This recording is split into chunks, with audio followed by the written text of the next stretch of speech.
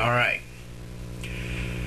We're getting blasted up with some coffee. Because I'm half asleep. I've been waking up every day at 3 a.m. for no reason, just because I can't sleep.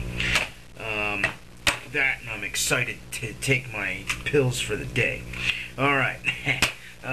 Here we go. So, this is going to be a video on look ahead. As I was making my journey to sub 20, which the past couple weeks I've not been staying at that level. I've been dipping down into the 20s again for some reason. Let me just show you my progress here on Cube Mania. What the hell did I just do? I didn't even hit a button. What did I do? Is it still recording? Oh my god. Okay, it's still recording. Let me just show you my progress on Cube Mania here real quick before we get started. And you can see what the fuck I'm talking about. Now, now I'm constantly like this. Alright? Now, for a while, I was pretty even. Because I was averaging 17, 18, 17, 18, 18, 17, 19, maybe 20. But now, you know, but this is what I'm usually like. And you can see the range here. The highest is 22, and the lowest is 17 right now. Okay, so I'm getting one average of fucking 20, and then I'll get one average of like 16, and then I'll get 22, and then I get fucking 19. Without, you know, and it's really pissing me off, man. I'm constantly like this. Alright, this is me. Alright. Now, looking ahead, it's not something you want to try to do if you're just beginning, if you're using beginner's method and you average a minute and 40 seconds, whatever, because a lot of beginners are talking to me, and you know, I made a video about this before, my lecture to beginners. You know, that's kind of branch off of this. What is all this shit? Anyway, they ask me, you know, they say, oh, I just started a week ago, and I average a minute and 40, and I'm trying to look ahead, and I can't do it. I can't. It's too hard. I just want to learn Fridrich and get faster and get a Guhung. And, you know, I hate it, because it makes me want to punch him in the face. And, because I think back on all the crap I went through to learn Fridrich, you know, and I didn't even know about Fridrich for the longest time. I was on beginner's method. Sounds like a drug. I was on beginner's method for the longest time. No, and I didn't even know about speed cubing. I didn't know about DIY cubes. And when I did find out about DIY cubes, I was anti-DIY, because I was like, nah, you gotta have the original Rubik's brand. You can't have some knockoffs that, you know, they'll suck because they're cheap. You know, I got DIYs mixed in with dollar store cubes, and you know, they're not the same by any means. And by the way, I'm all like nasally today for some reason. I don't know why. And so, and I just think back to like 3 years I did beginner's method, and I didn't always have a cube, so I never got better, and I never really thought I could get fast. You know, I didn't know there was speed cubing. I thought you just solved the cube and that was it. So once I found out about Fridrich, I was right on that shit. I was like these guys wanting to learn it right away. You know, I averaged, I don't even know what the fuck I averaged when I learned Fridrich, maybe a little over a minute. And I, you know, I got this book called Speed Solving, what the fuck was it called? It's Dan Harris's book. Speed Solving the Cube, and it has every algorithm you'd want to know for learning Fridrich. It has all these F2L algorithms, it has OLL and PLL algorithms, and that's what I did. I read that book and I sat there and memorized every fucking algorithm, and that's how I learned Fridrich, from that book. So I didn't know about looking ahead or anything. I just kind of got faster, just by practice, just doing it over and over. But that only got me so far. It only got me into the 30s, and then maybe down into the 20s. It got me into the 20s. But after I hit around 22, it just all came crashing down and stopped. And I couldn't get faster. So that's when I started asking people, how you get annoying and you start asking people questions. How do I get faster? How do I get faster? And and that's when I learned about looking ahead. So that's the kind of what I'm doing now, is I'm practicing looking ahead, and I get impatient with it because it's kind of boring. Because you want to go fast, and you're trying to get faster, and you have to slow down, and it's just like, oh, what the fuck, I don't want to go slower. So anyway, alright, so let's move on with the program here. Fucking rambling on.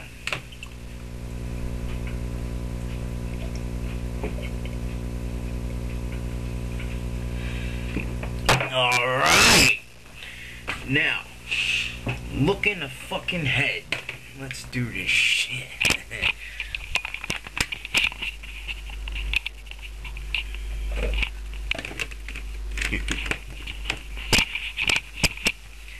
Now, get rid of this shit. Alright.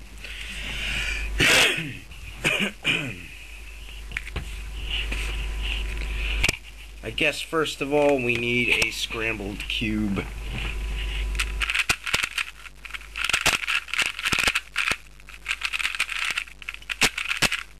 How is this shit set? There we go.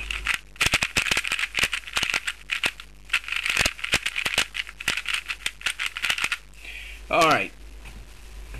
This is kind of the same, if any of you play chess, it's kind of the same idea. In chess, you want to look ahead in number of moves to see what you're going to do if your opponent does certain things. However, in this, you don't have an opponent. It's just you doing things. Well, I guess you do have an opponent. It's probability, I guess, is your opponent in this. What cases are going to come up? What are you going to have to do if they come up? But unfortunately, with the Rubik's Cube, there are way too many cases that could pop up. So, you just kind of have to roll with the punches and take it as it comes. Looking ahead, what I'm gonna do, basically, since I really can't tell you how to look ahead, it's kind of up to you to figure it out, and that's the thing that sucks about it. But I guess what I'm gonna show you is what I do and what I look for as I'm doing it. Not really, not the same as walkthrough solves, but I guess it's kind of similar. But I'm not really gonna show you cases. I'm gonna show you what I look for instead. And we're not just going to look ahead with F2L. We're going to look ahead into the last layer too. You can do that, and a lot of people don't realize they can do that. But I guess you'll learn. So I guess you find your cross, and you don't really have to look ahead with the cross because you're already going to know how to do it. So we know the blue here is solved. And then this orange is here. The red's lined up with red, and when we solve red, it's going to put the green on green. So all we want to do, basically, is leave blue where it is. And this is a real easy cross. I mean, you can't get much better than this. So we're just going to put red down, and that's going to line up our green.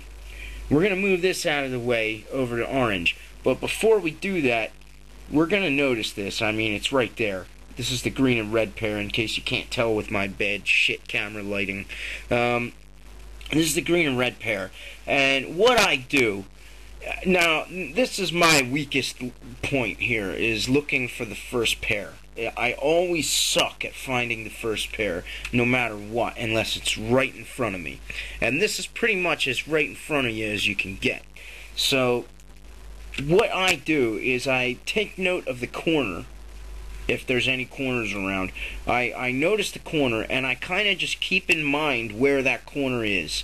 And I don't look at the corner, because then you're not going to know where the edge is. So, I kind of know from the way I'm moving the layers where the corner's going. I just kind of predict where it's going to end up. It's kind of hard. You have to get used to it, but you can do it.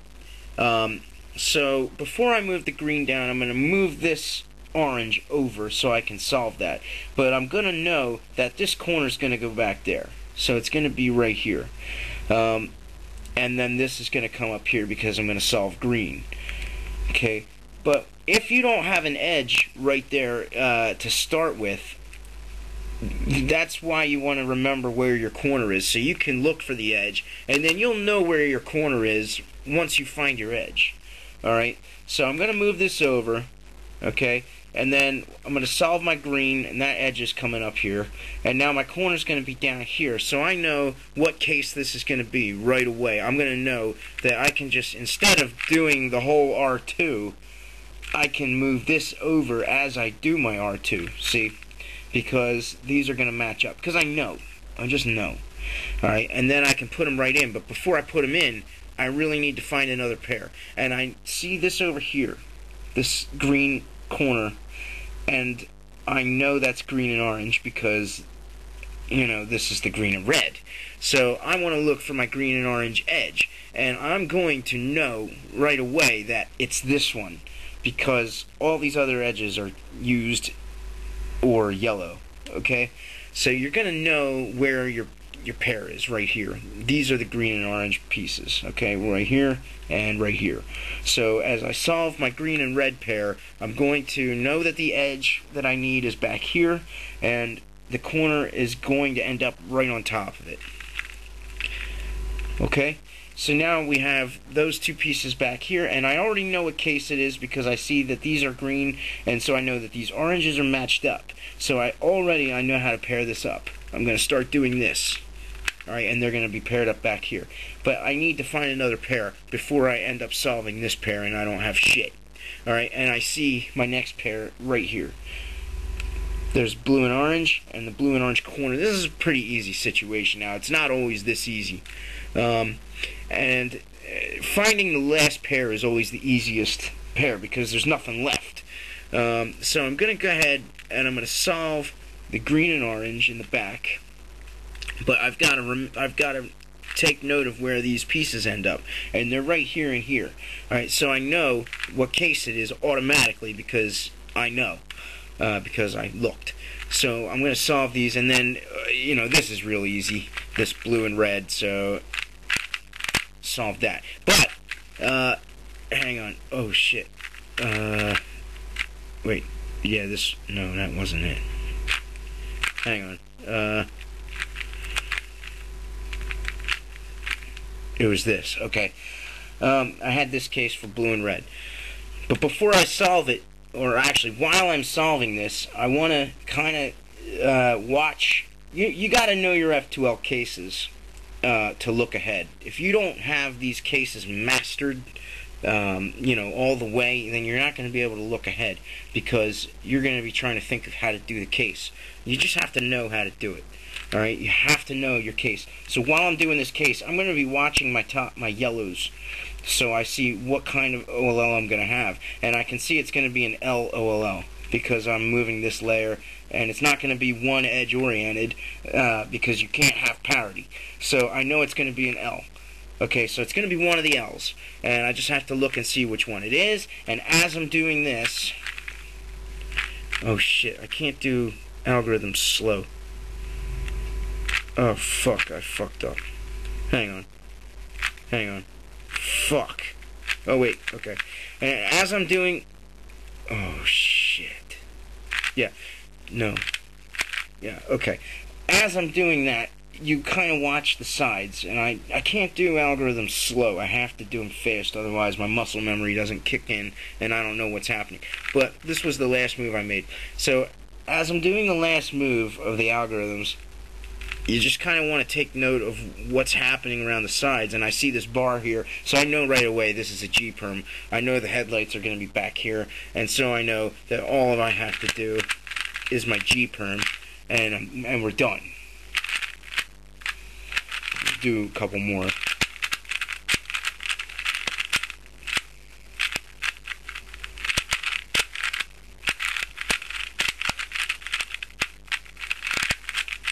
Alright.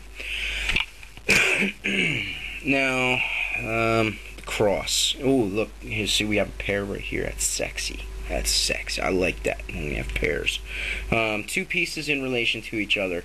Blue and red. And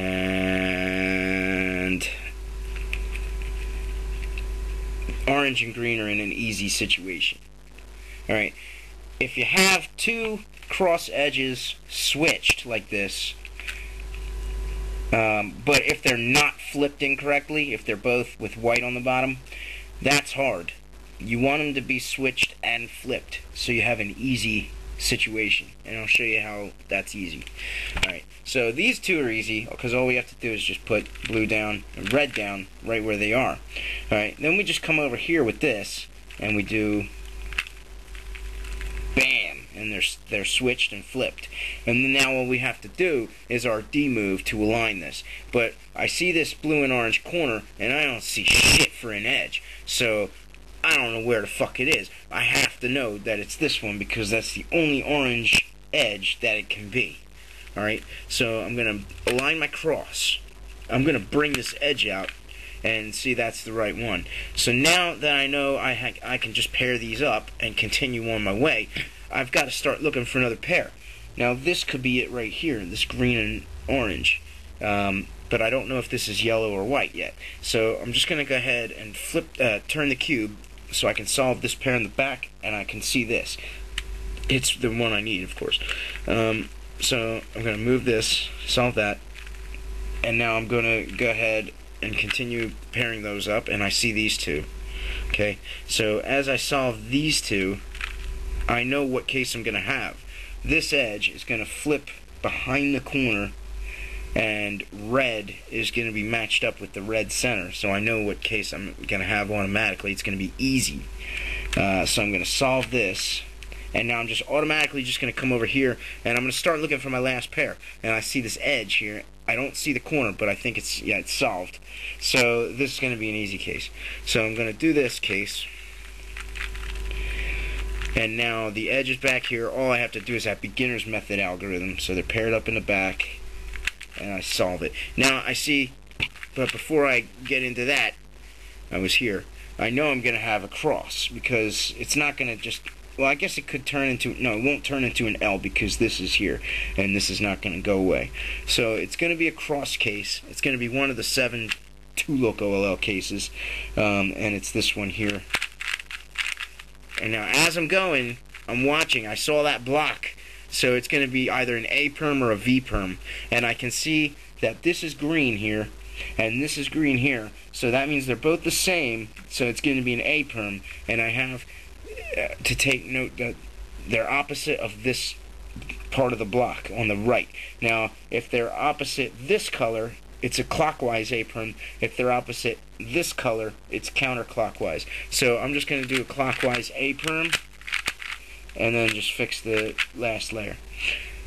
Alright, we'll do one more.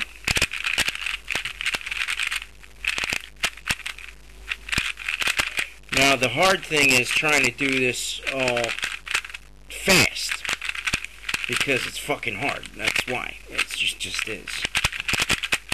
No, I don't know how these guys that are getting 10 seconds, I don't know how they're doing it. Alright, I can't do it. I hope I will one day. Alright, this easy cross again.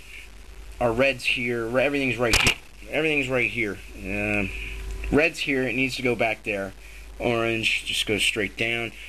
Blue comes here. Green goes over here. And this is easy. First I'll solve the red. and I need to start looking for my first pair. So I'm going to just notice this corner here, and I'm going to keep my eyes open for the blue and orange edge. I know it's there, but in a real solve I wouldn't be able to tilt the cube and look at that because I'm doing my cross over here like this. So I'm going to try to just pretend like I don't know that's there. So I'm going to continue on solving this. I'm going to put the blue in, and maybe I'll find a different pair. You never know. And then green, and the orange is already in. I didn't see the the parent time, but I just now noticed, when I brought this green down. I'm getting a light here, man. When I brought the green down, the edge that I needed popped up. So I would have noticed it eventually. So now I know that all I have to do is match it to this, because we have this case here where we can just easily, and I see this, I see these two, okay? So I'm going to start solving this, and as I'm putting this in, I'm going to take note of what case I have to do. So right away I can just go right into it. And now I see this corner. I don't see the edge, but I think it's this one right here in the back, because it's the only one it can be, pretty much. So as I solve this, I know that all I have to do is that, and that pairs up. Okay, so then I know that solves in the back. The edge I need for the last pair is right here. It's solved, and the corner, I don't know where the corner's back in the slot that I'm about to solve. So as I solve this, the corner's going to come out, and well, actually, just as I solve that. So this is the last three moves here. I can already see that it's going to be a cross case, okay, because this is all. Okay, cross OLL. So I'm going to do my OLL, and I'm trying to notice, I see this J Perm. It's a J Perm, alright, because I see the bar of 3, and I see that it continues on into a block, and only a J Perm does that. So that's it. That's how you look ahead. Oh, I guess I'll do a fast, well, not a fast solve, but a medium solve. Just to kind of show you how it works when you're in the middle of a fast solve. And I'll try to give commentary as I'm doing it. I'll try. Get a harder case.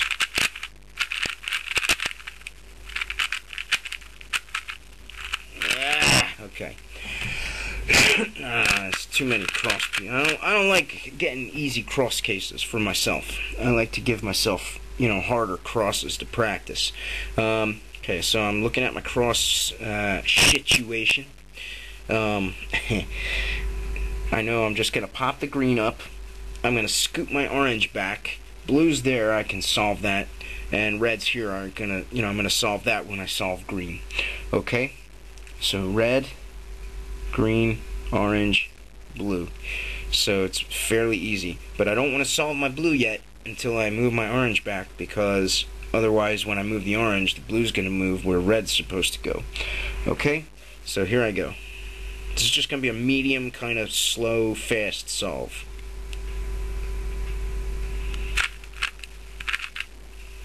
Okay, I'm looking for first pair. I didn't find it that fast, but it's fucking right here. And so I'm looking for the second, and it's right here. And I'm looking for the third pair, it's right here. Okay, I see the green and red, it's all back here. So I'm going to solve that. And now I see this OLL. And I'm looking to find what PLL I have. It's a J Perm. And that's how you do it. Alright. And then you just keep trying to get faster and faster. Now, really, they always say slow down, do slow solves while you're, trying to go fast. It doesn't sound like it makes sense, but when you do it and you see that it works, it makes sense. And it works. It does work. So, it's boring, it sucks, because you want to be sub 10 and you're not, and you want to be sub 20 and you're not. And maybe you are, and sometimes you're not. Like me, I don't know what the fuck I am. I can't call myself sub 20, but I can't say I'm not sub 20, because I mostly get sub 20. So what is that? Is that like, what is that? If I say I'm a sub 20 cuber, I'm kind of lying, because sometimes I get 20s. Sometimes I average 24, fucking on a bad day. But mostly I get 17, 18, 16s. I don't always get 20. So can I say I'm sub 20? I don't know. What do you do? Anyway, that's that. Alright, so next I've got, I've said this before, but I'm going to tell you again, in case you didn't watch the other video. I've got more videos lined up. I've got a video that I've already recorded, but I think I'm going to re-record it because the lighting was bad. It was a rainy day. I can't get good lighting in here at all. It's a video of the F2L cases that I do, the way I do F2L cases, the hard ones, anyway. I've got another video that I've already recorded. Oh, it's just a T-Perm that I wanted to show you guys. And I'll just show you now. It's a T-Perm I figured out while practicing 4x4 parity algorithms.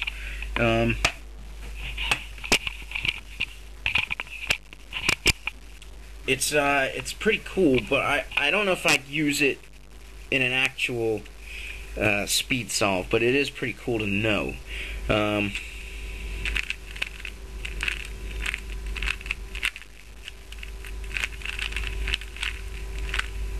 T-Perm.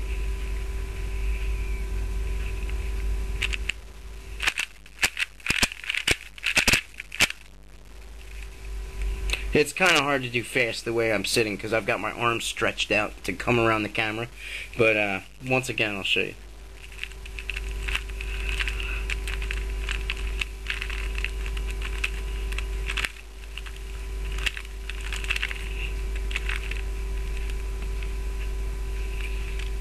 And sort of fast. And it's, oh, I fucked it up. It's not like I practiced that anyway. So that's it. I'll see you guys next time. And fucking, yeah.